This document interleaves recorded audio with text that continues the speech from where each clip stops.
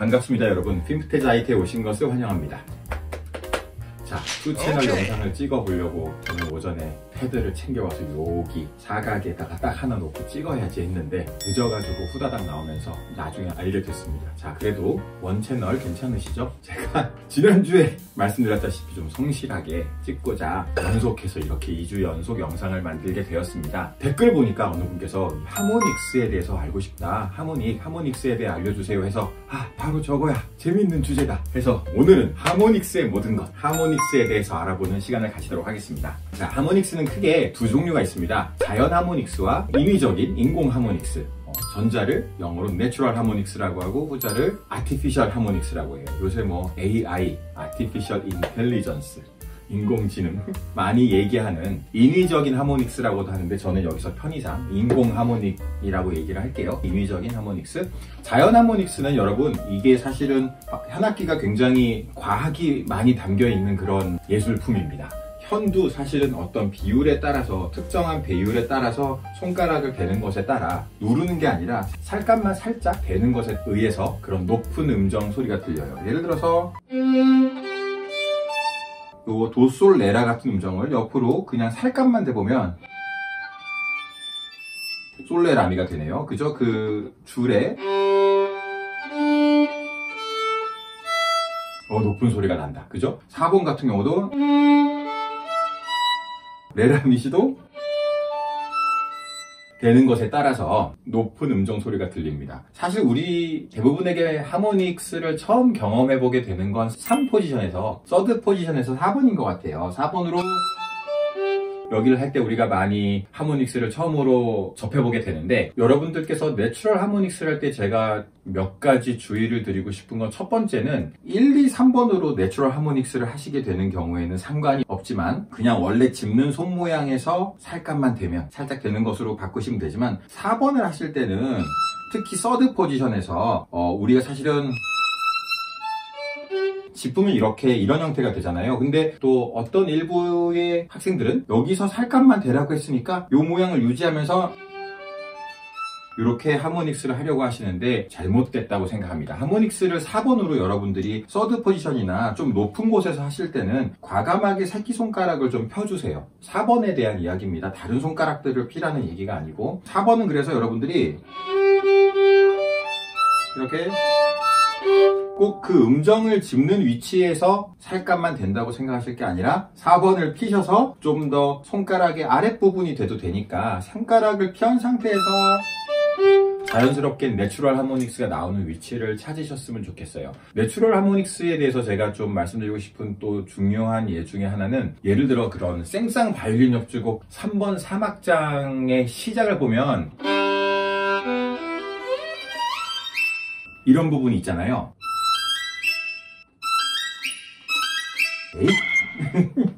분노하면 안 되는데, 그죠?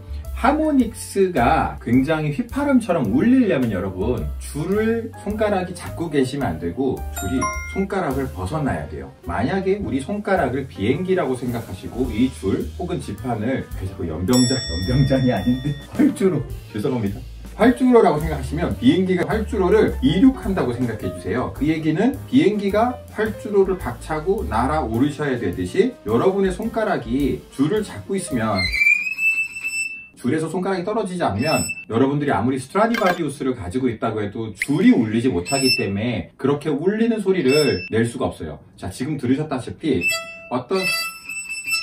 어떤 곡의 마지막 부분에 여러분들이 내추럴 하모닉스를 하고 끝내실 때 꼭 손가락이 줄에서 떨어지는, 하모닉스가 울리기를 원하면 마지막의 순간에 손가락이 줄에서 오프, 떨어져야 된다. 붙어있는 게 온이면 떨어지는 게 OF, 오프니까 오프 해줘야 된다 얘기를 하고, 아까 지금 보셨다시피 그런 생쌍 바이올린 협주곡 3번 3악장 같은 데서 여기 사실 아우구스틴 하델리히 여러분들 너무 뛰어난 바이올리니스트죠. 거기도 이제 하모닉스에 대한 유튜브가 짤막하게 있던데 거기서도 그런 얘기를 하던데, 이런 마지막 부분을 화려하게 만들고 싶으면 이 문지르는 마지막 순간에 팔 속도를 약간 하면서, 지난 영상보다 가 많이 나오네, 하면서 약간 활속도를 올리셔야 돼요. 어느 순간에 문지르는 순간에서. 비에니아스키의 화려한 폴로네이즈 1번도 여기서도 좀 더 뭔지 아시겠죠? 마지막 순간에 좀 더 올리셔야 돼요. 활속도를. 그래야만 좀 그 부분이 이렇게 휘바람을 휙 부는 것처럼 굉장히 좀 화려하게 표현이 되는 것 같고, 중요한 건 손가락을 떼달라. 줄에서 비행기, 연병장 아니고 활주로 해서 날아올라 주세요. 그게 중요한 이야기인 것 같고, 내추럴 하모닉에서 제가 여러분들에게 드리고 싶은 이야기는, 당연히 익숙해지면은 그 음정을 짚으려고 하는 동작만 피하시면, 뭐 예를 들어서 비에탄 카덴자 같은 데서도, 이건 물론 아티피셜 하모닉이지만 그런 내추럴 하모닉이 조합이 되어 있는 구간들이 많습니다. 내추럴 하모닉에서 굉장히 제가 좋아하는 트릭을 한 가지 설명을 드릴게요. 뭐냐면, 이것도 생상 바이올린 주고 3번의 3악장인데,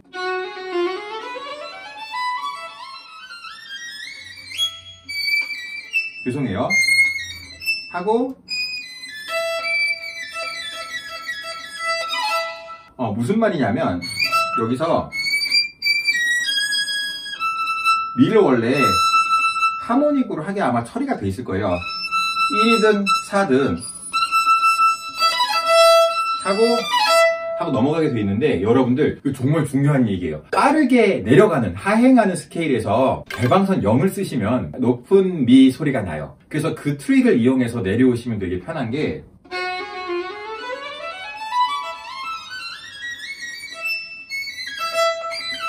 여기 들으셨어요? 저는 레, 시, 솔샷만 했지만 그 다음엔 0을 할 거예요. 근데 이런 걸 가르쳐 주면 어떤 학생들은 뭔가 거기서도 해야 될 것 같으니까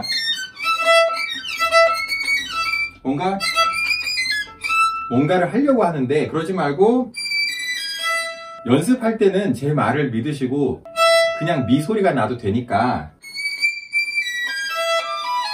이 연습을 하셨으면 좋겠어요. 개방선 0. 이건 제가 만들어낸 게 아니라 하델리히도 얘기를 하더라고요. 그러니까 제 말은 믿지 않더라도 하델리히 같은 세계적인 연주자들. 그러면 높은 미가 들리기 때문에 저는 무슨 말씀인지 아시겠죠?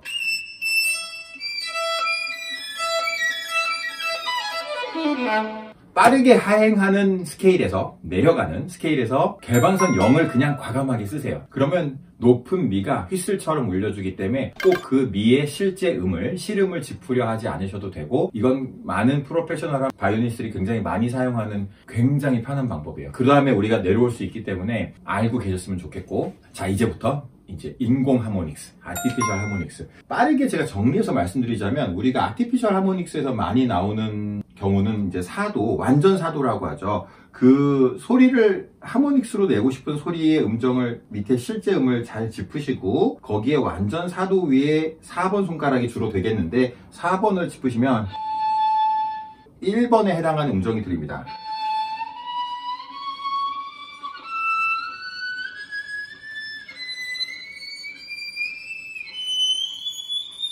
이런 식으로, 그죠? 제가 하다시피 하는 것처럼 비브라토를 하실 수도 있어요. 1번은 전 이렇게 짚지만 4번은 굳이 동그랗게 만들려고 하지 않습니다. 쭉 피고 이렇게 흔들고, 4번과 1번이 같이 흔들려도 비브라토를 하는 데는 큰 문제가 없는 것 같아요. 이게 첫 번째고, 두 번째는 실제 정확한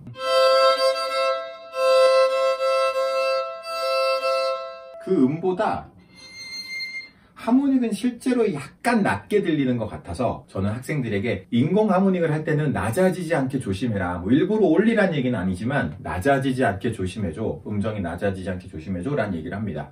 그 다음으로 또 말씀을 드리고 싶은 건, 주로 사도를 쓰지만 완전 사도, 장삼도와 다시 라와 도시락 같은 경우 장삼도죠. 장삼도 간격과 그리고 완전 5도 간격은 3번 혹은 4번에 해당하는 음정이 들립니다. 다시 한번, 장삼도의 간격, 미, 파, 솔 같은 경우 솔, 샤, 비, 그리고 미와 시의 간격 같은 완전 5도의 간격 같은 경우는 3번 혹은 4번 거기에 해당하는 음정이 나오고, 완전 사도일 때는 1번에 해당하는 음정이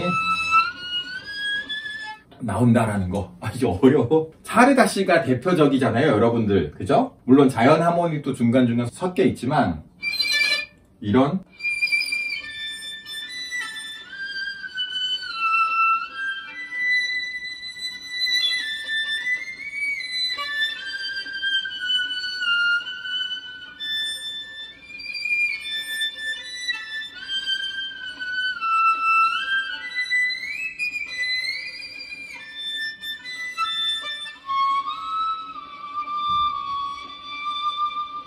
뭐 이런 식이 되겠습니다. 사실 파가니니나 많은 에른스트도 그렇고 많은 뛰어난 비르투오조 바이올리니스트이자 작곡가들은 이제 더블 하모닉을 많이 썼어요. 사실 더블 하모닉은 정말 어렵습니다. 자연 하모닉과 아티피셜 하모닉이 섞여져 있는 형태도 있고, 어떻게든 그 음을 소리 내기 위해 여러분들이 사실은 어떤 형태의 하모닉 쓰든 그게 뭐 3도, 4도, 5도 어떤 형태의 조합이든 이제 해내셔야 되는 그런 건데요. 예를 들어서 밑에는 솔과 솔미를 같이 이렇게 내추럴 하모닉과 아티피셜 하모닉이 섞여 있는 경우는 그나마 쉽고, 둘 다를 아티피셜 하모닉스로 해결해야 되는, 예를 들어서 라와 파샵, 라도 그러면 사도이면 라시 도레 완전 사도, 파도 이렇게 해서 두음을 하는 게 되게 어려운 것 같아요.